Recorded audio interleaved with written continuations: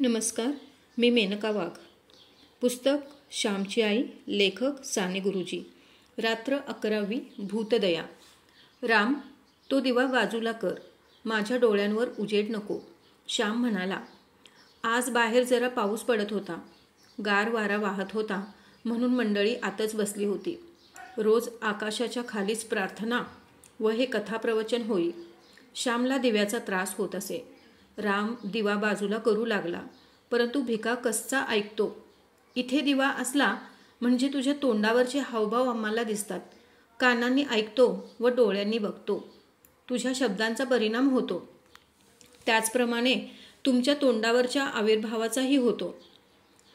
केवळ ऐकण्याने काम होत असते तर नाटक अंधारातही करता आले असते. भिका म्हणाला. मी काही नाटक नाही करीत. माझ्या हृदयातील बोल तुम्हाला सांगत आहे. श्याम म्हणाला. आम्ही नाटक नाही म्हणत, परंतु तुमच्या तोंडाकडेही पाहण्याने परिणाम होतो.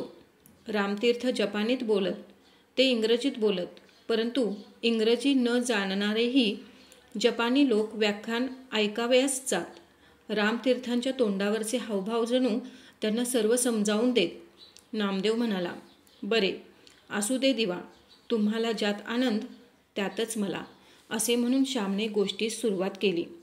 एके दिवशी लहानपणी आम्ही अंगणात खेळत होतो. तुळशीचे अंगण भले मोठे, लांब व रुंद होते. तुळशीच्या अंगणात एक उंचच उंच बेहळ्याचे झाड होते. एकाएकी टप असा आवाज आला. मी व माझा धाकटा भाऊ कसला आवाज आला ते पाहू लागलो. काहीतरी पडले होते खास. आम्ही सर्वत्र शोधू लागलो. शोधता शोधता झाडावरून पडलेले एक पाखराचे लहानसे पिल्लू आढळले. त्याची छाती धडधडत होती. फारच उंचावरून ते पडले होते. त्याची फारच दुर्दशा झाली होती. लोळागोळा झाला होता. अजून त्याला नीट पंख फुटले नव्हते. डोळेसुद्धा ते नीट उघडीत नव्हते. लोहाराचा भाता जसा हलत असतो त्याप्रमाणे त्याचे सारे अंग एकसारखे हलत होते, खालीवर होत होते. त्याला जरा हात लावताच ते आपली सगळी मान पुढे करी व ची ची असे केविलवाने ओरडे. या पिल्लाला मी घरात उचलून घेऊन न्यावयाचे ठरविले.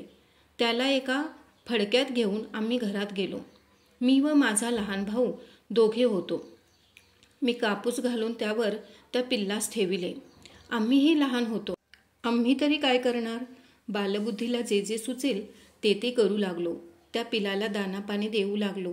तांदळाच्या बारीक कण्या आणून त्याच्या चोचीत घालू लागलो व झारीने त्याच्या चोचीत पाण्याचे थेंब घालू लागलो. त्या पिलाला खाता येत होते की नाही ते आमच्या काळजीनेच, आमच्या चोचीत पाणी घालण्यानेच, दाणे घालण्यानेच तर ते मरणार नाही ना, याचा आम्ही विचारच केला नाही.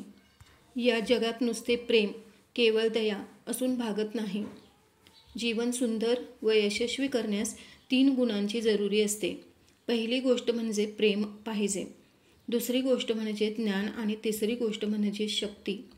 प्रेम, ज्ञान व बळ या तिन्ही गोष्टी ज्याच्याजवळ आहेत त्याला जगात कृतार्थ होता येईल. प्रेमहीन ज्ञान तेही व्यर्थ, ज्ञानहीन प्रेम तेही फुकट. प्रेम ज्ञानहीन शक्ती व शक्तीहीन प्रेम व ज्ञान तीही व्यर्थच. माझ्या अंगात शक्ती असली परंतु दुसऱ्यावर प्रेम नसेल तर त्या शक्तीचा दुरुपयोग व्हावयाचा. माझ्याजवळ ज्ञान आहे परंतु दुसऱ्यावर प्रेम नसेल तर त्या ज्ञानाचा फायदा मी दुसऱ्यास देणार नाही. आणि प्रेम असून ज्ञान नसेल तर ते प्रेमही अपाय करेल.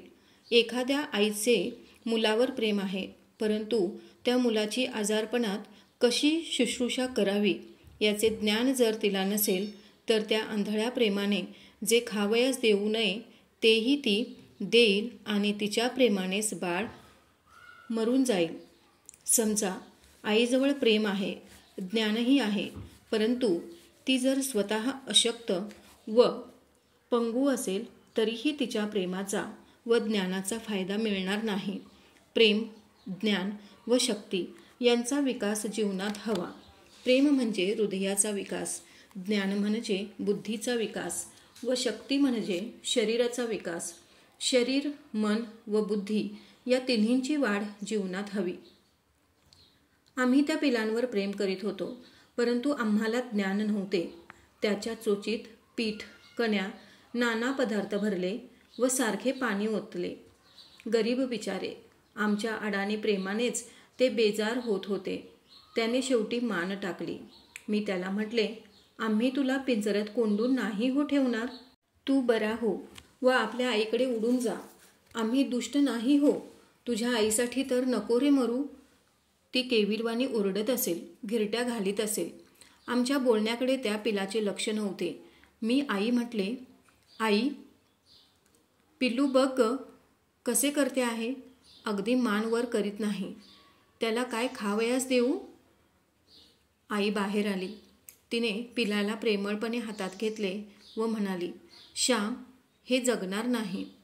हो, त्याला सुखाने मरू दे.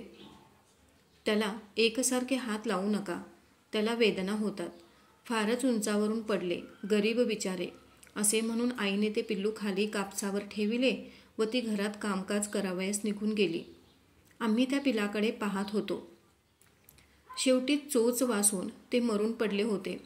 गेले, त्याचे प्राण गेले. त्याचे आईबाप, भाऊबंद कोणी त्याच्याजवळ नव्हते. आम्हाला फार वाईट वाटले.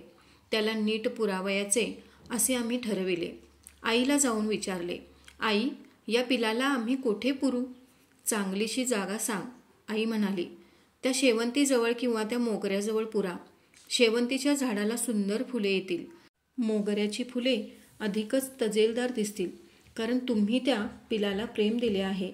ते प्रेम ते पिलू विसरणार नाही. त्या फुलात तुमच्यासाठी ते येईल व तुम्हाला गोड वास देईल. मी म्हटले, त्या सोनसाखळीच्या गोष्टींसारखं होय ना. सोनसाखळीस तिच्या आईने मारून पुरले. त्यावर डाळिंबाचे झाड लाविले. परंतु सोनसाखळी बापाला भेटावयाला डाळिंबात आली. तसेच हे पिल्लू येईल हो ना. मग शेवंतीची फुले किती छान दिसतील. फारच वास येईल. नाही का ग आई. आई म्हणाली, जा लवकर पुरा त्याला. मेलेले फार वेळ ठेवू नये. त्याला गुंडाळावयास आम्हाला चांगलेसे फडके दे ना. मी म्हटले. आईची एक जुनी फाटकी जरीची चोळी होती. त्या चोळीचा एक तुकडा आईने फाडून दिला. त्या रेशमी कापडात त्या पिलाला आम्ही घेतले. जेथे फुलझाडे होती तेथे गेलो.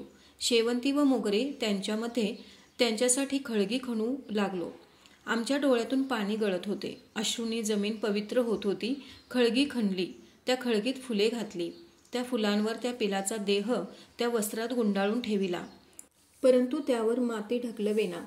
लोण्याहून मऊ अशा त्या सुंदर चिमुकल्या देहावर माती लोटवेना. शेवटी डोळे मिटून माती लोटली. मांजराने खळगी उकरू नये म्हणून वरती सुंदरसा दगड ठेविला व आम्ही घरी आलो. माझघरात बाजूला बसलो व रडत होतो. का रे बाजूला बसलास. आईने विचारले. आई, मी त्या पाखराचे सुतक धरणार आहे. मी म्हटले. आई हसली व म्हणाली, अरे वेड्या, सुतक नको हो धरावयाला. मी म्हटले, आपल्या घरातले कोणी मेले म्हणजे आपण धरतो ते. आई म्हणाली, माणूस कोणत्या तरी रोगाने मरतो. यासाठी त्याच्याजवळ असणाऱ्या मंडळींनी इतरांपासून काही दिवस दूर राहणे बरे. म्हणजे साथीचे रोग असतात, त्याचे जंतू फैलावत नाहीत म्हणून सुतक पाळीत असतात. त्या पाखराला का रोग होता. बिचारे वरून खाली पडले व प्राणास मुकले. आईचे शब्द ऐकून मला आश्चर्य वाटले. आई, तुला कोणी हे सांगितले. मी विचारले. आई म्हणाली, मागे एकदा ओटीवर ते कोण गृहस्थ आले होते. ते नव्हते का बोलत. मी ऐकत होते व ते मला खरे वाटले. जा, हातपाय धुवून ये म्हणजे झाले. वाईट नको वाटून घेऊ.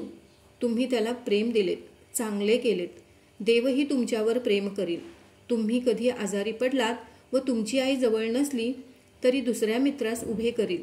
देवाच्या लेकरास किडामुंगी, पशुपक्षी यांना जे द्याल ते शतपटीने वाढवून देवबाप्पा आणून देत असतो. पेरलेला एक दाना भरलेले कणीस घेऊन येतो. श्याम, तुम्ही पाखरांवर प्रेम केलेत, तसे पुढे एकमेकांवर प्रेम करा. नाहीतर पशुपक्ष्यांवर प्रेम कराल, परंतु आपल्याच भावांना पाण्यात पाहाल. तसे नका हो करू. तुम्ही सारे भावंडे एकमेकांना कधी विसरू नका. तुमची एकच बहीण आहे. तिला कधी अंतर देऊ नका. तिला भरपूर प्रेम द्या. आई हे सांगत असता गहीवरून आली होती. माझ्या वडिलांजवळ त्यांचे भाऊ कसे वागले हे तिच्या डोळ्यासमोर होते. का ती नेहमी आजारी असे, तरी तिच्या भावांनी तिला हवापालट करावयास कधी नेले नाही, म्हणून तिला वाईट वाटत होते. तिच्या भावना काही असोत, परंतु ती बोलली ते सत्य होते. मुंग्यांना साखर घालतात, परंतु माणसांच्या मुंड्या मुरगळतात. मांजरे, पोपट यावर प्रेम करतात, परंतु शेजारच्या भावावर, मनुष्यावर प्रेम करीत नाहीत. हे आपण पाहत नाही का? या रात्रीतून आपण हीच शिक्षा घेऊ शकतो की मानसाने मानसाशी मानसा समवागणे, हीच आमुची प्रार्थना अन हेच आमुचे मागणे. मानसाने मानसाशी मानसा समवागणे. धन्यवाद.